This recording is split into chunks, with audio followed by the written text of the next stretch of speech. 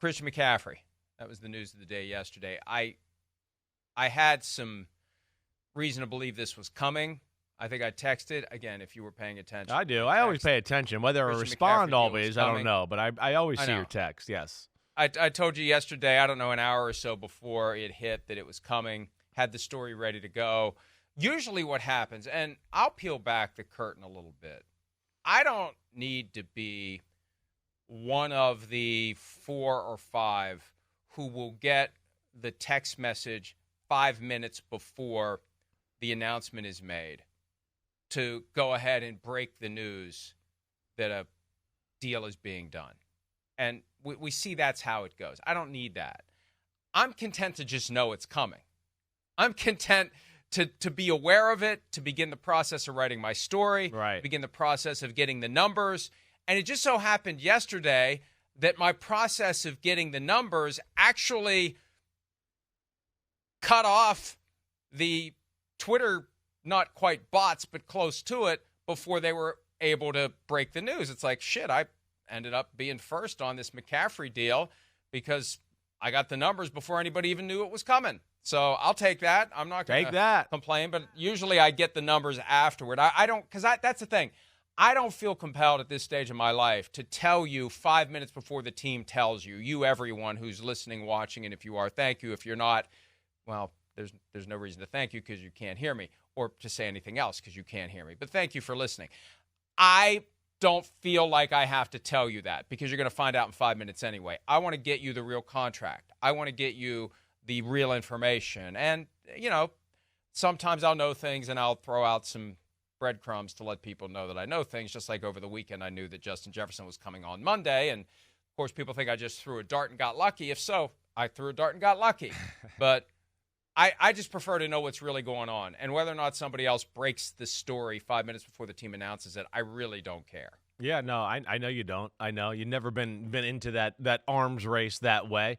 But, yeah, it's good you got to know early to kind of get out in front of it, right? And, as a guy that knows the 49ers pretty well, I will say I was not totally shocked myself, okay? I was not, right? I mean, we know here, Christian McCaffrey, the San Francisco 49ers, it's kind of the marriage made in heaven there with that. The stars, the way they've aligned, right? Mike, you just talked about it.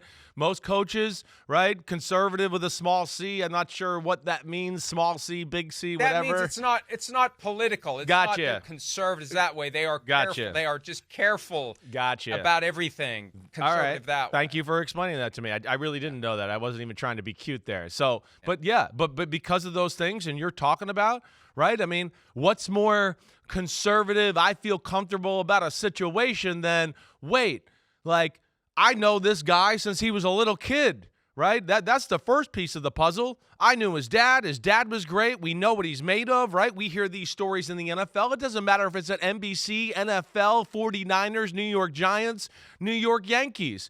Right? People hire people they know or have a history with because they go, hey, I know this person. I know what makes them. I know how they were raised. And that makes you feel comfortable to hire them and invest in them. So that's the first part of the piece of the puzzle there that makes sense for the 49ers, right? And then you add that on to, it's the most running back-centric football team in the NFL, right? It's the only team in the NFL that I would say the running game is where it starts. Right? That's all they talk about. I would say they lead the pack in that category, right?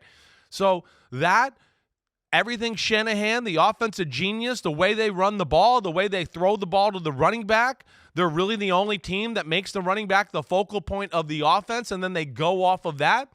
Groundbreaking contract, eye-opening. Hopefully it helps the running back market because that was the big thing to me. It's the number.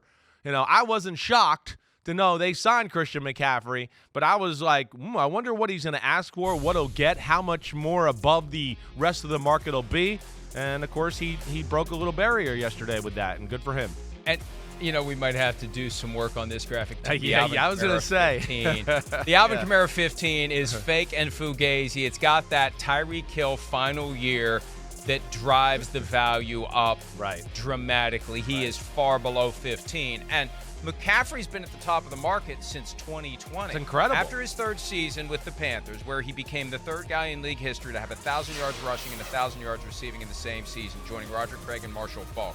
The Panthers paid him before it was ever an issue. 3 years in, let's pay this guy. The same contract was still in place because it was a 4-year extension on the back end of the 2 years he had left under contract with the Panthers. So he gets traded in 2022, and the 49ers don't give him a new contract. And I remember at the time, having the conversation with Peter King the morning after McCaffrey was traded, because remember, it happened on a Thursday night during a game. Yeah.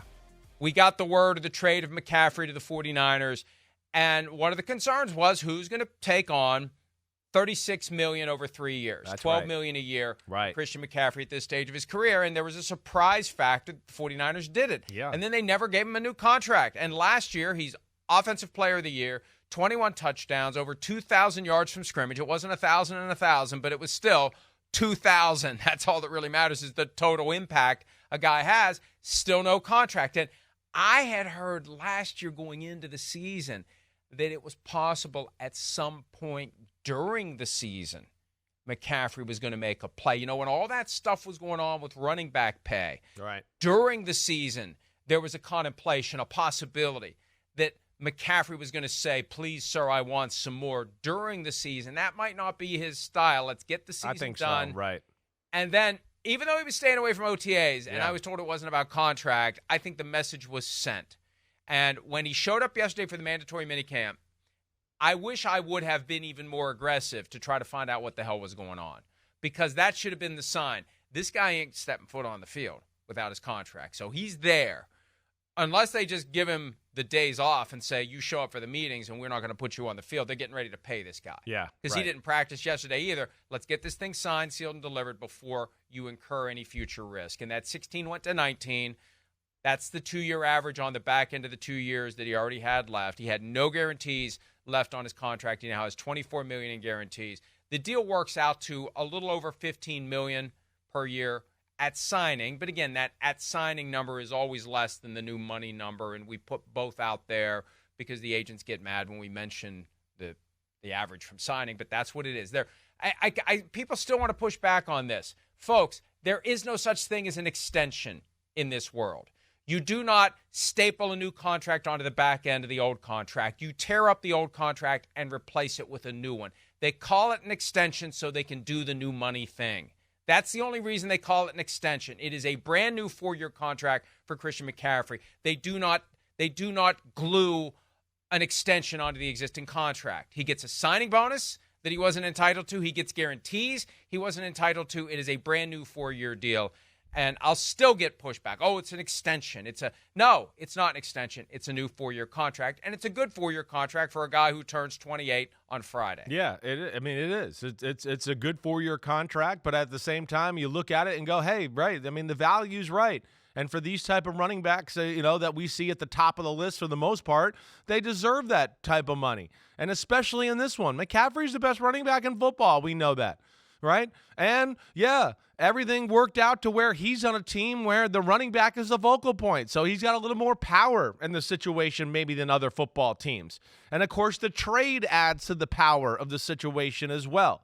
Right? And then so all of that gave a running back for the first time in a long time a little more leverage than we've seen anybody have in the last 10, 12 years at the position. I think that's kind of the cool thing here. And Shanahan, who, we know Shanahan, Lynch, they're great communicators. They're not BSers. They're not political, anything, right? So I'm sure their lines of communication have been open with Christian McCaffrey. And I think even especially with, hey, John Lynch lived in Denver and he's been around the McCaffreys before. And, of course, like I told you already, the relationship between the Shanahan and the McCaffreys goes way back. So, yeah, I don't think there's going to be any BS or trying to pull a fast one on anyone there. So McCaffrey waited out the year, and he knew and trusted in the 49ers that they would get it done. And then added on top of that, like to the point you brought, who was going to trade for him? Wow, who's going to pay this kind of money from Carolina? Wow, he's 28. Now he's going to be 30, into his 30s when he sees this whole contract. Well, again, this goes into knowledge of the situation. And I think where Lynch and Shanahan are really comfortable is, something we talked about last week or him missing practice yesterday. They don't give a crap. They know Christian McCaffrey knows where the C gap is, and they know he can run an option route out of the backfield as good as anybody in the history of football. They don't need to see it. And they know he's going to work, right? So all those things play into McCaffrey's favor too, because he's one of those, as I said last week on the show, he's about to be the Tom Brady of running backs. That's who he's going to be. He's going to have all the running backs in football start to dive into, hey, what are you eating? What are you doing? Who's working on you after you work out, right? Who's taking care of your body all the time? Wait, what do you do with your track coach that you work with all the time, right? So all of that is cutting edge, and I think that can lead the organization of the 49ers to feel comfortable to go, wait, not only is he good, he's obsessed. I mean, counting calories, protein, everything, to where they feel like, hey, he's going to put his best foot forward and then some to be at the top of his game for as long as possible. And that makes teams feel warm and cozy.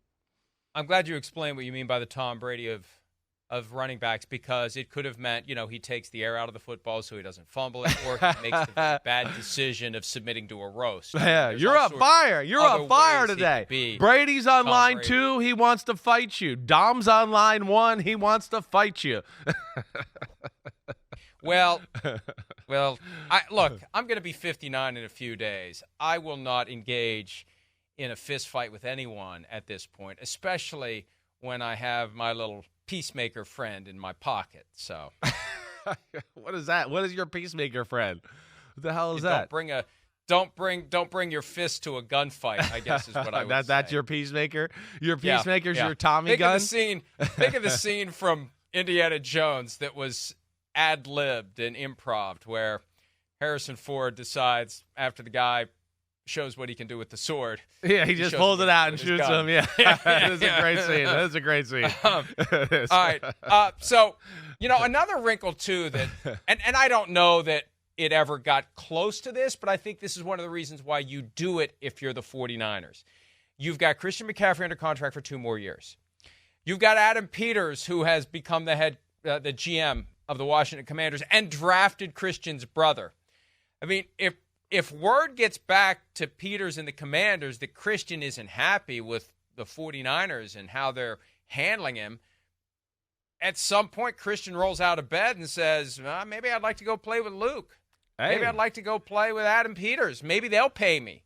Maybe they'll give me the money that the 49ers have denied me. So you cut all that off. That never becomes a thing. That never enters his mind if you get this taken care of. What's the 49ers? No, you're right. There's nothing you got to worry about there, right? And of course, what's a better way to, again, support your young quarterback as he continues to get better and better? The running game, McCaffrey, what he does in the pass game, right? The receiver situation in San Francisco is certainly uncertain as we look to the future. Now this is one less uncertainty that they can feel good about going forward.